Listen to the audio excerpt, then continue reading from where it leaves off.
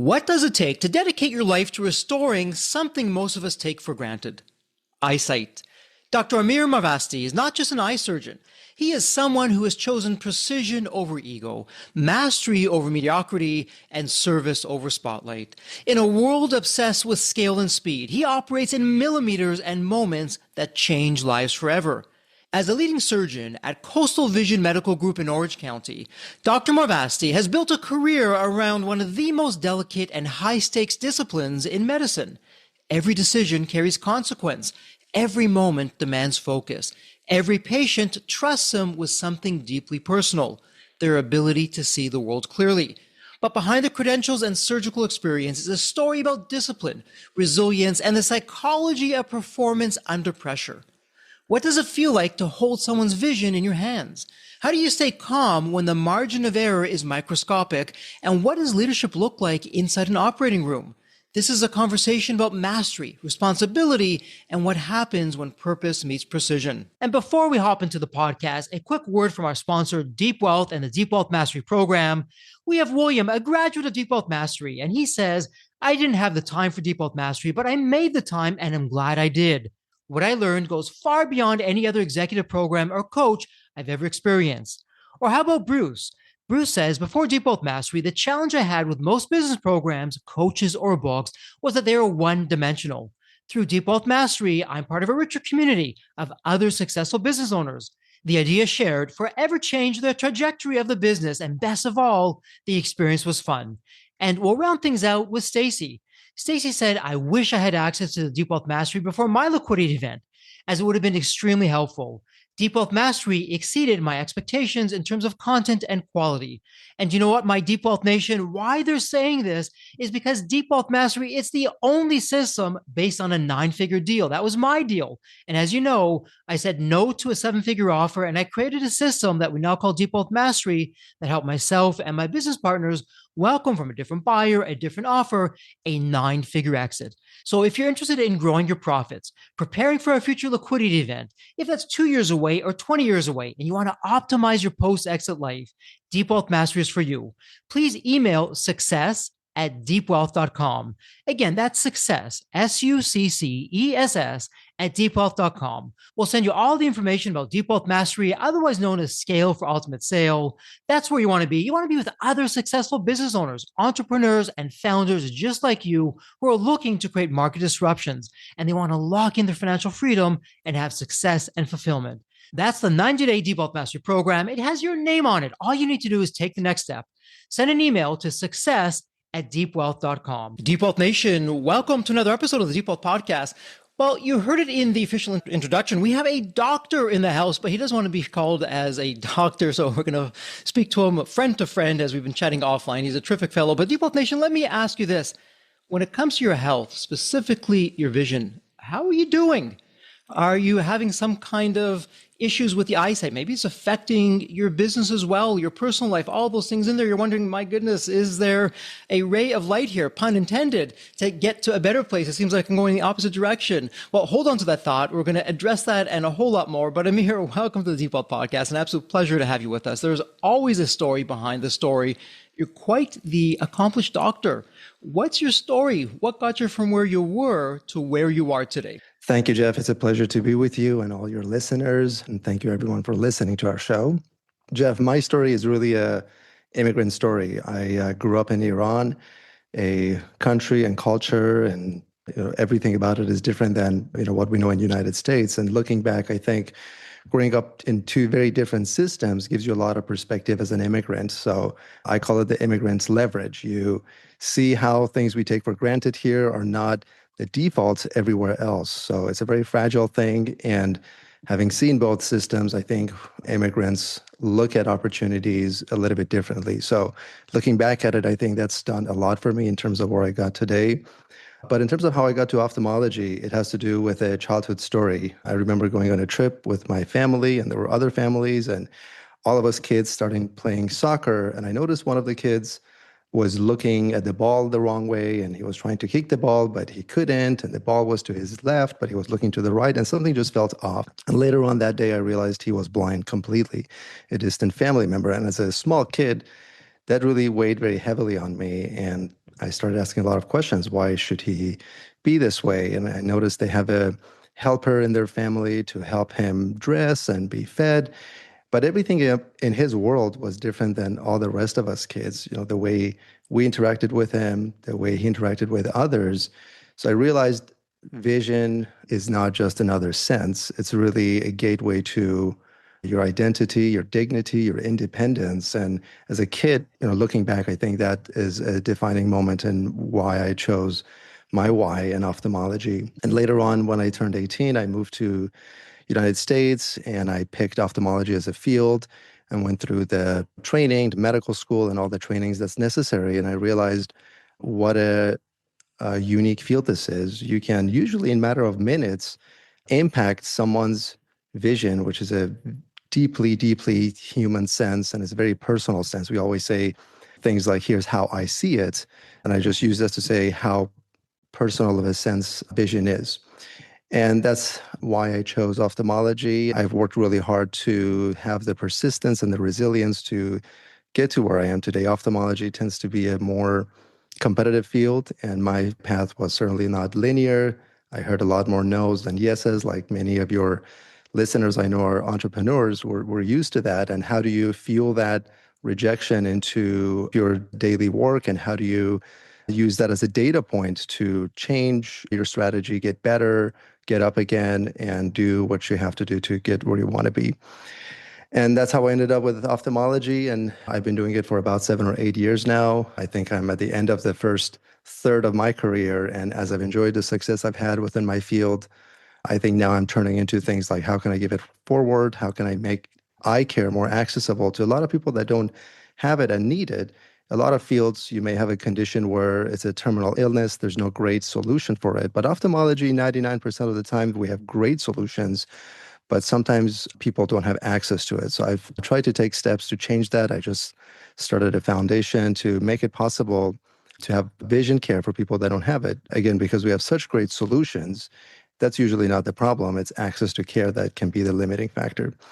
So that's where my focus is these days. Alongside my practice, I try to take steps to make it more available. Wow, so much there, and thank you for sharing with that.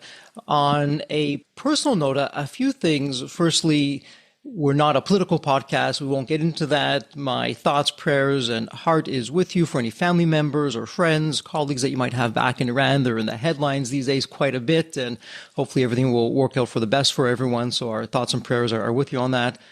From one immigrant to another, because I've been there on the immigrant story myself as well.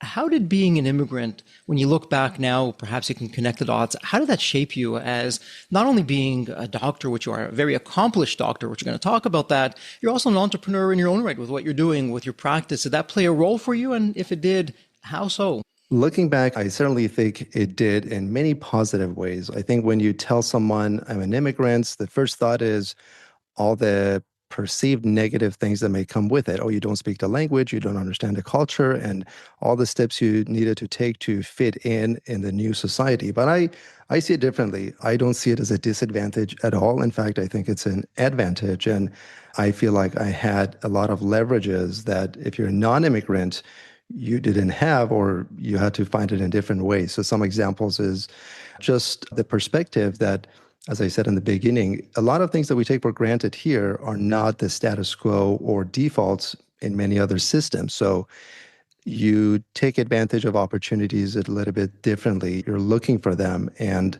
I think that's something that many immigrants can relate to. The other part is you become socially adaptive early. Maybe language is not your, when I first moved, English was, and still is my second language. So I had to be able to read the room better and faster and fit in without using language. And that's a skill set that I think any entrepreneur can use. I moved when I was 18, and we sometimes think of identity as something that's not flexible and it's fixed. I spent a lot of my formative years in Iran and also here, and you realize what we call identity is a lot more flexible than what you think it may be. You can change it, and once you realize that, I think that's a powerful realization. And lastly, as an immigrant, I think in zoomed out terms. What's the end goal? What's the bigger picture? Why did I want to move to a different country? And when you look at life in that way, you kind of have answers to those kind of questions earlier in life to know what's the bigger picture? Why do I do everything that I do. And it's important to ask those questions early and not wait until later in life to do that. So I think these are all advantages that immigrants have, and it certainly worked to my advantage. I certainly did, and grateful that you're able to do that. And it's the American success story. You came here, you had that ambition, that drive to really make a difference. You're contributing to society in such a powerful way. So thank you for all that. Let's zoom back now, if I can use some of your words here. And I would love to get your thoughts. You've been in practice for some time now. As you look to society in general, I'm going to focus on entrepreneurs, founders, business owners, because that's where we typically are here on the podcast. When it comes to our eyesight, how are things going? Is it getting worse? Is it getting better? Is it about the same? Is it the good old Pareto's law, the 80-20 principle? Yeah, Jeffrey, you know what? For my patients, 80% of these same, we'll call them issues, I call them opportunities, are happening from the same 20% of the root causes. What's going on out there? What are you seeing? I think vision is one of those senses that we take for granted. And it's, again, that's one of the things you always have it until you don't. So the good news is most of vision loss that we fear, can I lose my vision? Can I go blind? Most of those conditions are treatable or preventable or improvable. The name of the game is early screening. A lot of eye conditions, and we can talk about some, day-to-day tips that your audience can use for their eye health. But the most important thing I can say today is early screening. Most eye conditions, we call it the silent thief. They don't hurt in the beginning. They're very subtle in terms of signs. They're very slow in progression. And by the time you feel like something's off with your vision and then seek care, it can sometimes be too late to restore your vision fully. So the most important thing I can advise anyone with eye care is early screening. Typically, I say if you're in your early adulthood, it's a good idea to have a baseline exam. If in your 40s and 50s, getting regular eye checkups like every few years, and in your 60s, yearly exams. If you have some risk factors like diabetes, like some family history of glaucoma, or you have really high prescription nearsightedness or farsightedness, those are good reasons to get a baseline exam sooner. But in terms of day-to-day things that people can use, there's a new term called digital eye strain. We're all, entrepreneurs. I'm sure we're all on our phones and computers, and it's a big chunk of our day. And it turns out we blink about half as much when we're on the screen. So no wonder things like dry eye have really exploded in the digital age. So a common thing I recommend to all my friends and family and patients is what we call the 20-20-20 rule. Every 20 minutes or so, take a 20-second break and look at 20 feet or farther, or infinity. Find a window, look at the sky, and that really helps relax the muscles in your eye, and your blink rate will come back to normal. And just getting away from the screen every now and then can make the difference sometimes. Okay, so it sounds like, would you say it's getting worse, not necessarily better, because everyone is looking at these small little screens and it's not just a moment here or there, it's hours at times for the day, that what I'm hearing you say is it's affecting our eyes. How am I doing with that? On base, off base? Exactly. I would divide it in, younger age patients. The most common reason to, see me is digital eye strain, just spending a lot of time on phones and screens. But most serious eye conditions come with age. So usually in our 60s and 70s, things like cataract, things like macular degeneration. And as we're all aging longer and longer, there's more and more eye conditions that we're seeing in the clinic. So I'd say for younger, what we talked about with digital eye strain and screen time applies, and getting a baseline exam. For older than 60, more regular eye exams, because most of the true eye conditions that I address day to day, again, things like cataract, happen in our 60s and 70s. Okay, so we have that going on there, and it sounds like we all have some challenges ahead for us as we tend to look at more of the screens and spend our focus and our time doing that. Let's take a step back, though, because you have doctors and then you have surgeons, and it's entirely different. No judgment, no pointing fingers. It's a different world when you're a surgeon. So as a surgeon, firstly, why don't you share with us, what does that mean? Because eyesight, as you mentioned earlier, it's so precious. And I could be off base with this. I want to say that of all the organs in the body, the quickest to heal are the eyes, which to me would make sense, because if we don't have our vision, well, back in the day and even today, some not so great things can happen to you. So the ability to heal the eye is paramount for the body. As a surgeon of the eyes, though, what's going on? What's your worldview from that perspective? Thank you, Jeff. It's a high privilege to be a surgeon. And yes, as you said, in ophthalmology, most of the surgeries I do is a 7 to 10 minute surgery. And within those 7 to 10 minutes, you're fixing someone's eyesight, things like cataract surgery, things like refractive surgery, such as LASIK. So, and you get to see the wow factor. You get to see them waking up from the bed and suddenly seeing when they haven't been able to see. So that's highly and deeply rewarding. But with it comes a lot of responsibility. I mean, 99.99% of the time, everything goes well. But we're talking about someone's vision. And just think about, what if you didn't have your eyesight in one or two of your eyes? What big of an impact that can have on your life. And as a surgeon, every time I touch someone's eye, I'm thinking of that. I mean, for me, maybe a day of 20 surgeries, but I try to humanize every individual surgery that, it's someone's eyesight we're talking about here. It's not just case number X, Y, and Z. And that responsibility weighs heavily. And when things go really well, everyone's happy, and you get the gift cards and the flowers and the thank you letters. But once in a while, when things go south, then that's when you really, really, have to go back to why you chose the field you did. And obviously, you want to improve your technique and use the best technology. But at its core, we always say, if you don't want to have complications, don't do surgery. It comes with it. And developing that mindset of growing, becoming better, and even when things go wrong, to hold the patient hand to the end line, do the best you can for them. I think that's what differentiates surgeons and doctors. Again, as you said, nothing against doctors. They do great work. But with surgery, that responsibility, I find it's something that not everyone can handle. And even myself, a lot of surgeons have coaches to how to navigate that path with a patient, especially when things don't go right. It's a lot of responsibility. It comes with a lot of high reward. As I say, the highs are really high, but the lows can be really low too.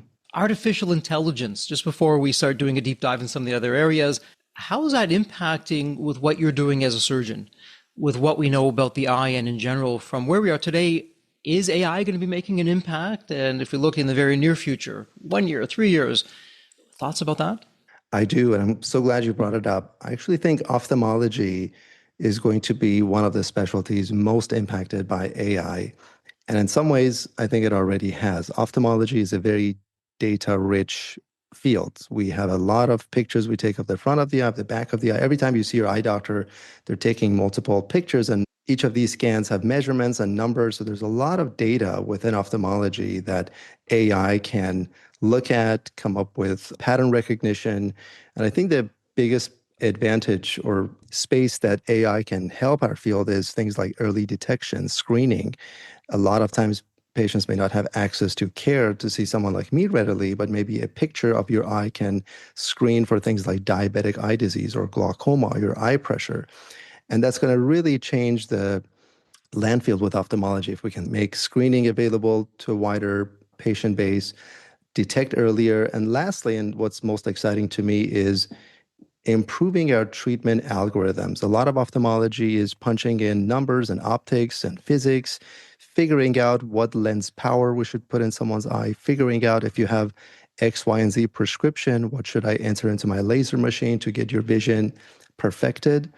And we have nomograms and a lot of formulas and adjustments that we do, but we are now realizing that AI may be the strongest tool. Instead of coming up with the next formula or algorithm, just give AI all the data we have for the past 20 years and see the results of what happened with those patients. And AI can now produce a new algorithm for me to choose for our patients. So it's already affecting our field. I think ophthalmology will be a field that AI can shine and really show its true value. A common question is, do you think it's going to replace the surgeon or the doctor? Is AI going to be better? And I think that's just the wrong way of looking at it. I think it's something that will enhance my abilities. It's going to optimize my time that I can spend with a patient. If AI can do something that I would otherwise do, I would take that time to spend eye to eye, face to face with my patient. And one example I use is AI may be able to analyze an image better than me, but it's not going to be able to replace the human aspect of medicine. Things like me reassuring the patient, I think you're going to be okay. Things of that nature, I think as humans, we want a human interaction, and AI can optimize that, but not replace it. Okay, good to know that. Hopefully, some good things down the line for us, and couldn't agree with you more. Some people say AI is going to replace everything. I agree with you. We get the best out of AI when we take AI and we combine it with what we're bringing as the professional, as the artisan of our craft, and combine the two together to get some terrific results. So let's talk about eyesight now, because I know I'm going to date myself somewhat. Growing up as a kid, really all I learned about eyesight was my parents saying, Jeffrey, don't sit too close to the TV and don't look at it for too long. And that was really about it. So you share the 20/20 rule in terms of, okay, looking at the screen and then 20 minutes, then take some time away, 20 minutes, take a break, give the eyes a break. My understanding, and you can share on base or off base, if we begin to put glasses on, as an example, or contacts on perhaps too early, like a muscle, if we don't use that muscle, the muscle begins to atrophy. And that the eyes, if I can use a word, I don't know if lazy is the right term or not, if we have glasses perhaps too early or for too long, or reading glasses where we may not need it for the entire time, the eye stops exercising its muscles and eyesight becomes worse, not better. It's counterintuitive. Can you either confirm or dispel that myth? It's so interesting, Jeff. I think ophthalmology is one of the fields that most of the myths in medicine may belong to our field. I'm going to answer your question, but alongside the same thought process, some myths that I hear in my clinic are things like wearing glasses is going to make my eyesight weaker. That's essentially what your question was. Or if I can see fine, then I don't need to see an eye doctor, or things like blue light glasses. I'm sure it's come up at some point for you. So the answer to your question is that's not true. If you need glasses, by wearing it, you're not weakening any muscle or further worsening your prescription needs down the line. The key part is having the correct prescription that is prescribed by typically an optometrist that's meant for your eye, as opposed to, I have a lot of patients who, let's say they have farsightedness and they just choose to wear an over-the-counter reader to do the job for them, but that was not meant for their prescription.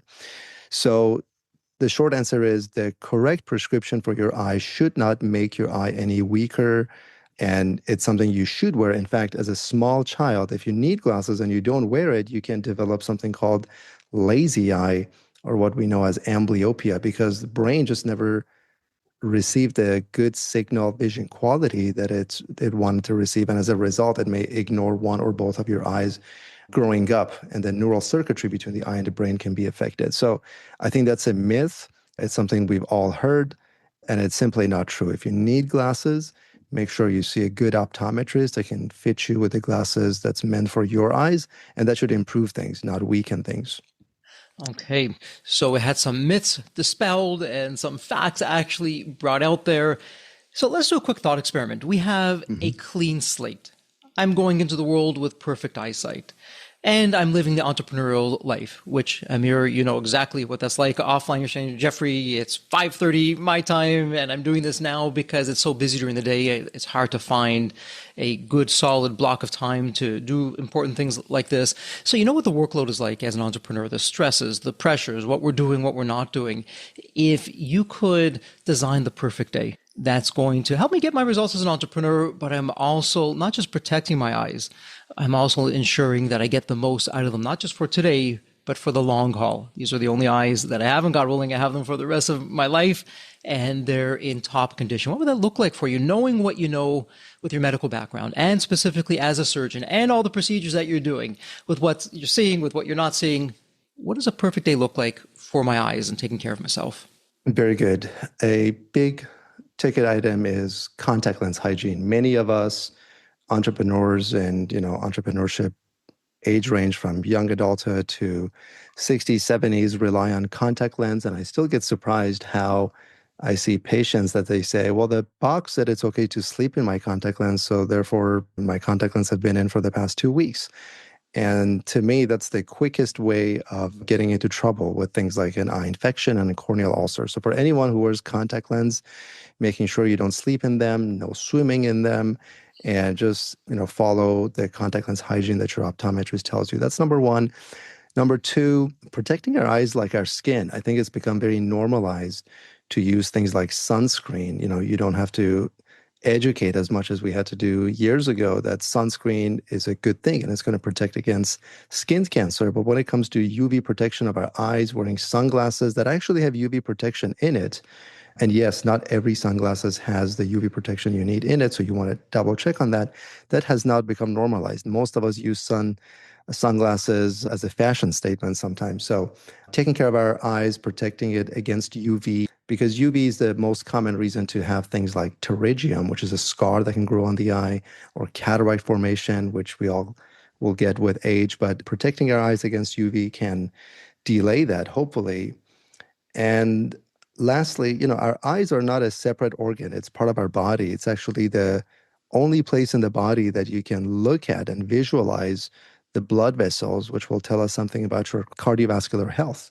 And there's many, many studies that show if you have vascular events in the eye, things like vein occlusion, that's a risk that you may be at an actual cardiovascular event, things like stroke down the line. So yes, we're talking about eyes and how to protect your eye and protect your vision.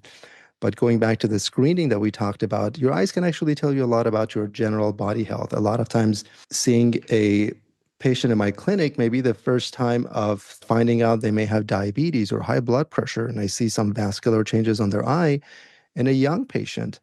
And I asked them, diabetes, blood pressure, and they said, well, I've never checked it. And that may be the entry point for them to see a primary care doctor and see that. I was just looking at some data. The number one reason of blindness in working age adults, and you were talking about entrepreneurs and your audience, the number one reason of blindness in working age adults is diabetic eye disease, something that we can screen very effectively for. We have great treatments for, all if that disease was caught early enough and not until it's too late. So just summarize: screening, contact lens hygiene, and UV protection would be my 3 go-to recommendations to your audience. Okay, so some terrific insights there. And let's circle back to something that you mentioned earlier, blue blocking glasses. And if we zoom out for just a moment, let's talk about blue light in general. And it's a sad fact, but true. Most of us these days spend more time not outside. We don't have the benefit of the sun and all the healing waveforms and lights that it has. So we now have today these LED lights. And at the beginning, they're supposed to be the greatest thing around. Now I'm hearing all kinds of potential negative things going on with that. So when it comes to blue light in general and our eye health, and we're indoors most of the time, morning, afternoon, evening, late evening, what's going on there? What would you want us to know? Blue light and blue light blocking glasses is another common question for any ophthalmologist and probably another myth. So here's what we need to know about blue light. The blue light glasses that you see a lot of marketing spent around, and you're going to see on your social media having ads, they actually do not protect against any eye condition for our eyes. So if you're wearing them because you think they're somehow going to protect your eye or your lens or your retina, there's a very nice study out of a very reputable journal that showed there is no such thing. There is an effect, however, with blue light. Blue light affects our sleep hormones. So if you're someone who's going to be on your iPad or your screen late at night, the light of the screen is going to affect your sleep hormones. And the hope is that by wearing a blue light blocking glasses, you can minimize that effect on your hormones and body. So the myth, again, is that blue light blocking glasses will help the health of your eye. That is not true, and it's been scientifically proven. But despite that, the marketing around it has been so effective that I see patients every day that they say, oh, when I put my blue light glasses, I feel better or my eye's doing better. Honestly, I think that's a placebo effect. I think its true advantage and its impact on our body is through this sleep cycle hormones. What I'm hearing you say in Deep Health Nation, hope you're paying close attention to that. Have your blue blocking glasses, terrific. That's serving one purpose. That said, though, obviously it's not going to serve all purposes. Different lighting conditions, different kinds of things you need to be looking out for, and it's something that we need to be aware of. Thank you for that, Amir. So let me ask you this, because prevention is where it's at. If something comes up, we let it go for a while. Like you mentioned earlier, we can have more serious problems. Not all ophthalmologists are the same, just like all accountants aren't the same. Some are better, some are worse. I know you, the team, your practice, you're out there in terms of quality and being proactive and doing all the right kinds of things. Walk us through what it'd be looking like. So I come to you for the first time, never seen you before. Okay, Amir, I heard you on the Deep Wealth podcast. Want to make sure that my eyes, not just for today, are in great condition, but also going forward. What's some of your methodology? Let's roll back the curtain here. What would you or the team be doing with me? And what does that look like? What would you want me to know? So I'll tell you a few things. I mean, in terms of what I would do for you, eye practices are generally divided between general ophthalmology or more subspecialized, and our practice does all of it. So we would be looking at front of your eye, the back of your eye. We would take scans of the front, of the back, take your measurements, screen for any eye conditions. These are all routine and typical tests that any reputable eye practice would do. But in terms of, you said not all eye doctors or doctors are the same, just like accountants. And what is the differentiator these days? And I think that's a bigger topic that we can delve into. What's happened to a lot of fields in medicine, and ophthalmology is not immune, is all the reimbursement cuts that the insurances do. So as a practice, then you have to kind of decide what's your strategy. You're getting less paid. There's more demands by the patient. It takes more to keep the lights on and run the business. And you have to keep a certain level of quality that you think it's right for your patients. And that's where I think the differentiation comes into place. How do you handle the financial stress with the reimbursement that's going on, still providing a quality of care that you would want for your family and friends? And then you have to get creative, and that's when the entrepreneurship comes in. How do I run a practice that takes care of Jeff's eyes and allows me to spend at least 10, 15 time face-to-face with him, do all the technology, do all the scans, and yet have a viable business? And I think each practice has a different answer to that, but it's fundamentally making us think differently about the field. A lot of eye doctors are stopping to take insurance, and they just do only out of pocket for that reason, because it's just not sustainable. And it's been interesting over the past few years being part of our practice, navigating this path. How do I make everyone happy? My patient, my team, our business. And at the end, what matters is wearing the doctor hat first before a business hat. I think that's one of the most important lessons I learned, that I'm always going to be a doctor first and a businessman second, because when I enter that room, I don't care about who's paying, how much they're paying. I care about a patient who knows nothing about eyes, and here I am to tell them all about it and help them screen or treat their eye condition. So that's how, doctors, many of us are entrepreneurs, but you kind of view it through a different lens. You have a patient in front of you that knows nothing about that body part or issue that they're seeing you for, and navigating that, the business aspect and the medical aspect of it. It's been quite interesting for me past few years. Interesting. So on that side, it's interesting. We've had a number of medical professionals on, and they've been talking about insurance. We could probably do an entire series on that. So Amir, are you taking both insurance as well as patients who aren't insured? You're doing both on that side for your practice, or no insurance? Correct. No, we take almost all insurances, if not all, and out of insurance patients. One of the nice things with ophthalmology is that, I feel like every field has found a out of insurance aspect to their field. And with ophthalmology, that's things like refractive surgery, LASIK, or any surgery that's meant to minimize or eliminate your glasses needs. I mean, everyone has heard of LASIK, but that's not the only one. And within cataract surgery, there's a category of premium lens implants, things that insurances would not cover, but would correct your vision in addition to your cataract, meaning eliminating your glasses needs after. So that's the nice thing with ophthalmology, that we still have that. So many of us still take insurance and have very viable practices and businesses thanks to that aspect of our field. But yes, we take all insurances. I'd say about 10 to 20% of our patients are outside of insurance. To my surprise, they have insurances that another eye doctor would see, but they choose to come see us for their eye care. And so Amir, from one entrepreneur to another, what I'm hearing you say, and I don't want to put words in your mouth, you can correct me, what's best for the insurance company isn't necessarily what's best for myself and my eye health. Just because an insurance company may or may not cover it shouldn't stop me from getting something done, particularly when it comes to my eye health. On base, off base with that? Could have not said it any better, Jeff. Yes. I'm not even going to repeat it because you said it so perfectly. Okay. So Deep Wealth Nation, beware. Just because you have insurance and they don't want to cover it, or they'll cover a portion of it, take a step back. It's like saying, okay, I'm going to go to my accountants. I'm going to use that example since we talked about that earlier. And my accountant is saying they're only going to run the cash flow analysis for me. They're not going to do the profit and loss. but I really need the profit and loss, but they're not going to do it for me. Well, maybe it's best for the business. Probably not. Same thing with the insurance company. Put yourself first. Be your own health advocate. Take your own health.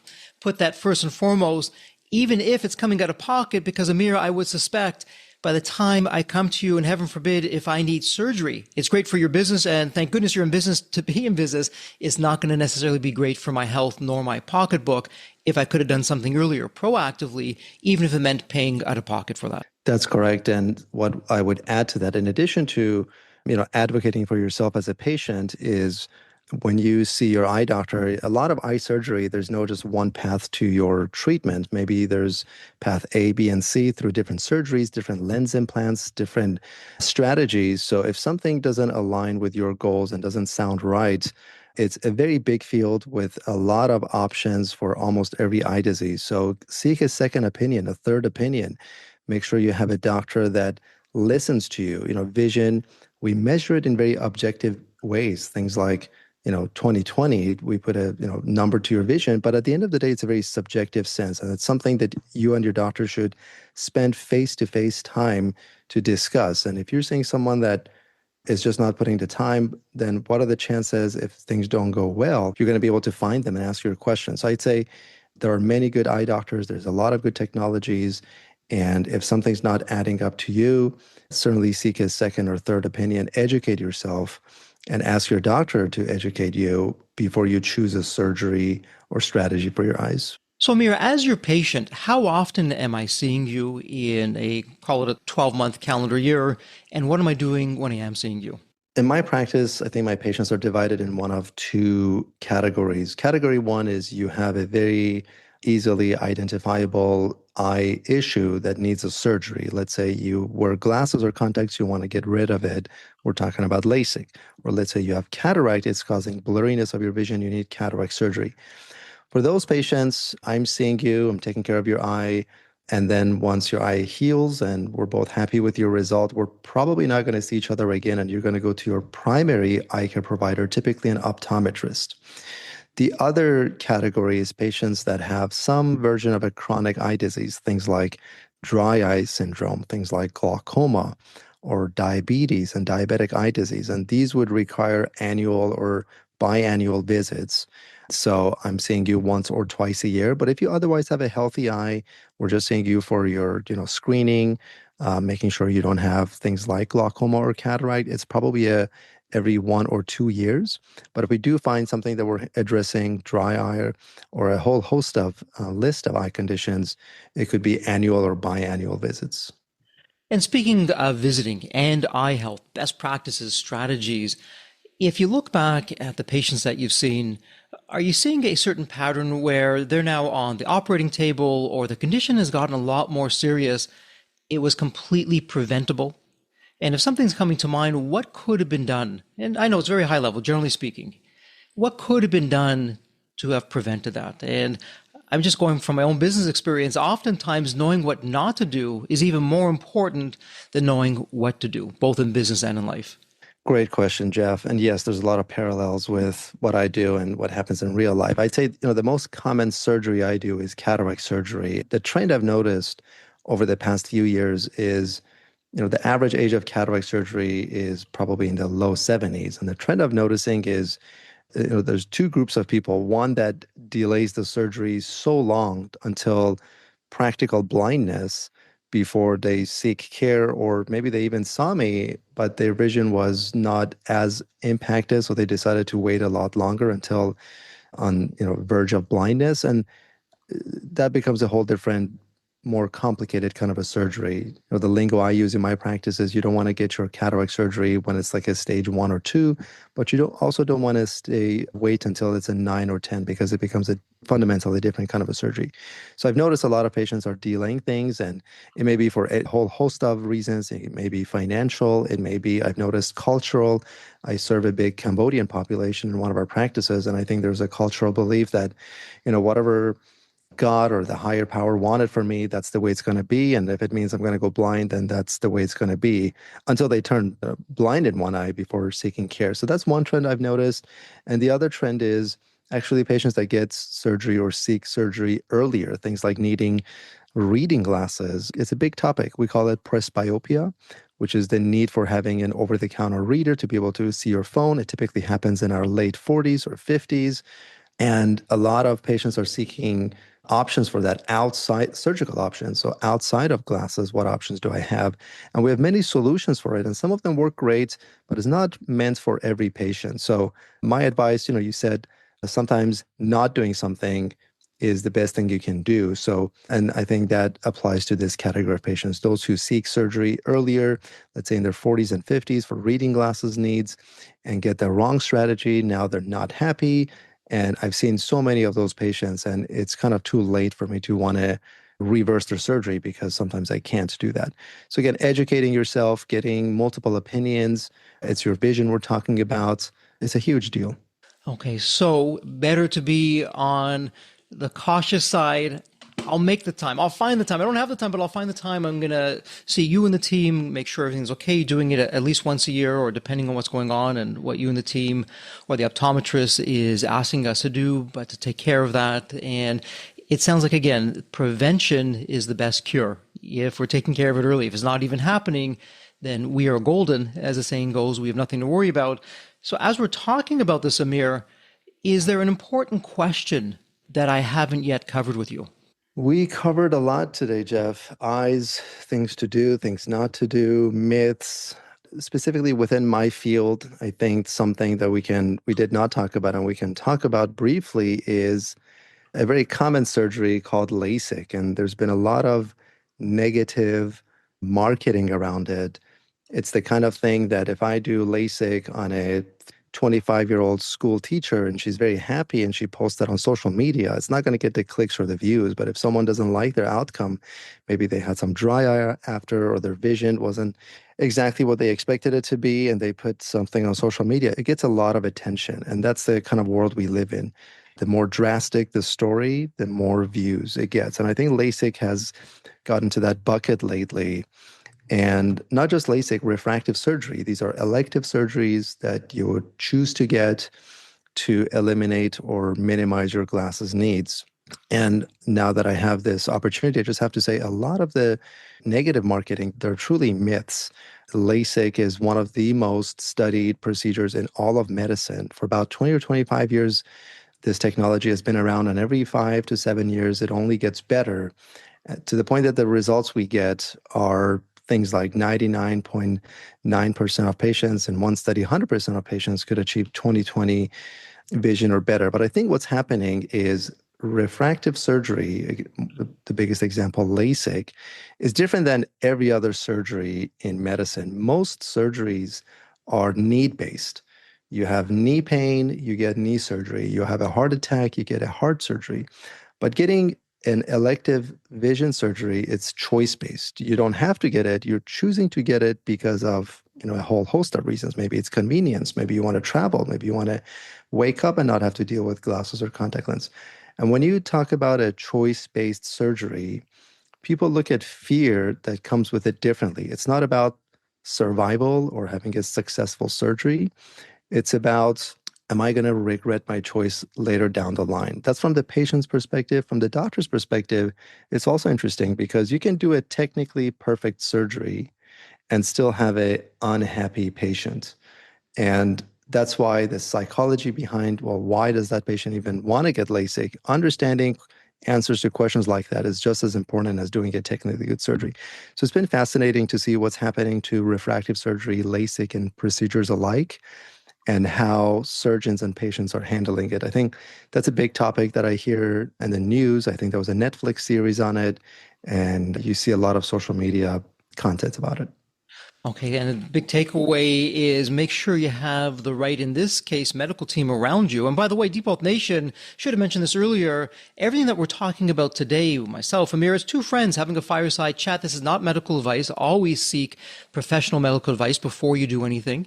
And Amir, what I'm hearing you say is, hey, make sure you have the right medical team for your eyes around you.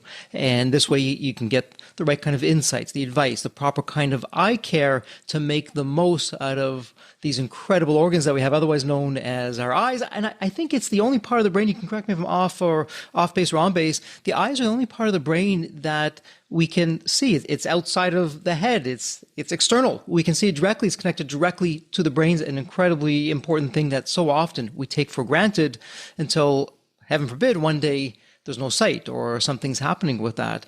And so whether it be cataracts or having surgery done because I don't want to have glasses or to fix some kinds of things, make sure you see the right expert, the right doctor in this case is what I'm hearing from you, and some terrific advice out there.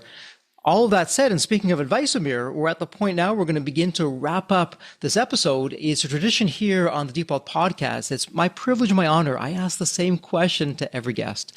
It's a fun question. Let me set this up for you. When you think of the movie Back to the Future, you have that magical DeLorean car that will take you to any point in time. So imagine now it's tomorrow morning.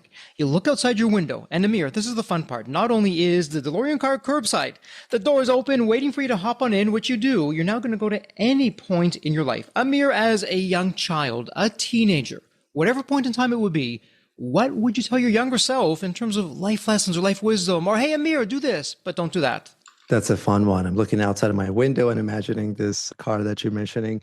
So it's very interesting, Jeff. I'd say for me, it would be my childhood years when I was back in Iran. And the reason for that is I think I took my, pursuit to my career and profession to extremes to the point that I think it took away from my time with my family. And I wish I could go back and recreate the memories that I had with my family.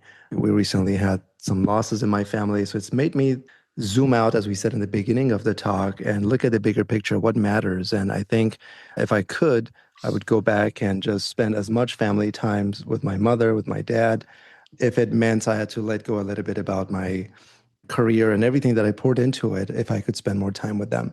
For me, it's been a reminder to kind of keep in mind the bigger picture and the whole purpose behind life.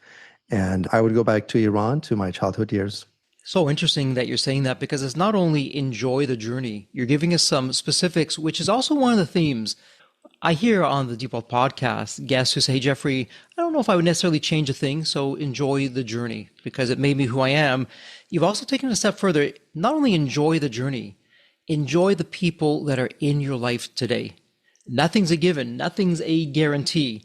And Deep Wealth Nation, I want you to do this thought experiment. Imagine for just a moment, you took a picture right now, whatever you're doing with whomever you're with, and 20 years from now, 30 years from now, you looked at the picture that you took right now. You're probably going to look back and say, oh my goodness, wow, those were the days. Look at me. Oh, so sad. So-and-so is no longer here with us. I really missed that person, or I miss those times. And Amir, it's a very visceral reminder. The people around us, our loved ones, our friends, family, team members, the important people in our lives, enjoy the time with them. Make more time with them, because you're right, Amir. I can't tell you a meeting that I would have had or a phone call that I would have had from 5 days ago, let alone 5 months ago or 5 years ago. But I'll always remember those magic moments, as I call them, with my loved ones and family members. So it's some great advice. And Amir, someone in Deep Wealth Nation, they have a question for you. They want to speak with you. They want to have you and the team help them out with what they're doing. Where would be the best place online to reach you? Great. Instagram would be the best. I can share it with you. They can message me. I'm very active on it. That would be the best place to reach me. And on it, you're going to find my email. So if there's something, a bigger, longer note you want to send me, you can find my email on my Instagram page. And Deep Wealth Nation, the great news is it's a point and click. Everything is in the show notes. Just go there, point and click, and off you go. And reach out to Amir. Maybe you have a question. Perhaps you're looking at getting some eye surgery done, or maybe it's something preventative, or something's just been nagging at you. You want to get to the bottom of it. Reach out to him. Take him up on his offer. He put his email out there on the account. You can get there and speak with him. You'll come out of it a whole lot better than what you did. Well, Amir, it's official. Congratulations. This is a wrap. And as we love to say here at Deep Wealth, may you continue to thrive and prosper while you remain healthy and safe. Thank you so much. So there you have it, Deep Wealth Nation. What did you think? So with all that said, and as we wrap it up, I have another question for you. Actually, it's more of a personal favor. Did you find this episode helpful? Have you found other episodes of the Deep Wealth Podcast empowering and a game changer for your journey? And if you said yes, and I really hope you did, I have a small but really meaningful way that you can actually help us out and keep these episodes coming to you. Are you ready for it? The dramatic pause. I'll just wait a moment. Drum roll, please. Subscribe.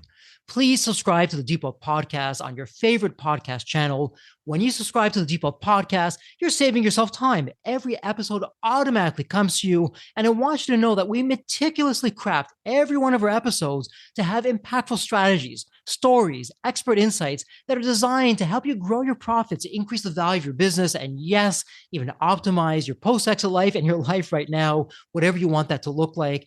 And every time you subscribe and a fellow entrepreneur subscribes, it's a testament to how together, yes, we are changing the social fabric of society. One business owner at a time, one liquidity event at a time. So don't let the momentum stop here. Subscribe now on your favorite podcast channel. You'll never miss an episode. You'll be the first to hear from the top industry leaders, the innovators, the disruptors that are really changing and shaping the business world. And maybe you're commuting, maybe you're at the gym, maybe you're taking a well-deserved break that we spoke all about on this episode. The Deep Wealth Podcast, it's your reliable source for the next big idea that could literally revolutionize your business. So once again, please hit that subscribe button, stay connected, inspired, and ahead of the curve. And again, your next big breakthrough moment, it might just be one episode away. Maybe it was even this episode. So all that said, thank you so much for listening. And remember, your wealth isn't just about the money in the bank. It's about the depth of your journey and the impact that you're creating. So let's continue this journey together. And from the bottom of my heart, thank you so much for listening to this episode. And as we love to say here at Deep Wealth, may you continue to thrive and prosper while you remain healthy and safe. Thank you so much. God bless.